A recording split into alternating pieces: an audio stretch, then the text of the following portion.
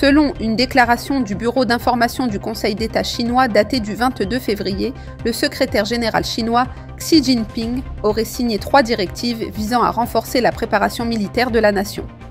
Les révisions apportées au règlement font de la préparation au combat la première des obligations, avec pour orientation fondamentale la préparation et l'engagement dans la guerre, peut-on lire dans la déclaration.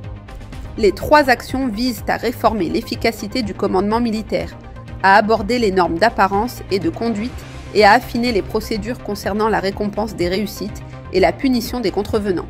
Elles entreront en vigueur le 1er avril. La Chine est déterminée à dominer Taïwan et, à terme, toute l'Asie et au-delà.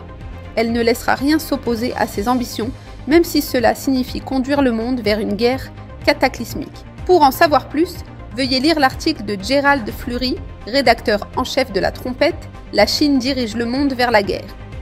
Le 28 février, Kaja Kallas, responsable de la politique étrangère de l'Union européenne, a déclaré que le monde libre a besoin d'un nouveau dirigeant, après que le président des États-Unis Donald Trump et le président ukrainien Volodymyr Zelensky se sont disputés à la Maison-Blanche et n'ont pas réussi à signer un accord. Plusieurs dirigeants européens ont assuré l'Ukraine de leur soutien après que la réunion de vendredi dernier entre M. Trump, le vice-président J.D. Vance et M. Zelensky a déraillé. « Amis ukrainiens, vous n'êtes pas seuls », a déclaré le Premier ministre polonais Donald Tusk. Les premiers ministres suédois, letton, norvégien et tchèque, ainsi que les ministres des Affaires étrangères, allemands et néerlandais, ont tous exprimé leur soutien à l'Ukraine.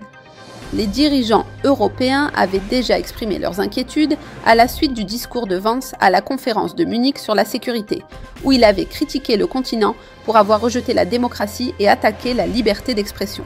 Le continent ne considère plus les États-Unis comme un allié fiable et un leader mondial, et assume donc de plus en plus ses responsabilités. La Bible prophétise qu'une Europe unifiée et militariste est sur le point de jouer un rôle central dans les événements mondiaux.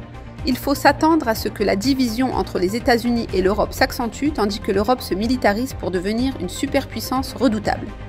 Pour en savoir plus sur ce sujet, veuillez lire notre article sur les tendances. Pourquoi la trompette surveille la poussée de l'Europe vers une armée unifiée ? 2 personnes ont été tuées et au moins 11 autres blessées lorsqu'un homme a foncé sur la foule au volant d'une voiture à grande vitesse dans la ville allemande de Mannheim le 3 mars. L'attaque s'est produite à midi pendant les célébrations du carnaval, tuant une femme de 83 ans et un homme de 54 ans.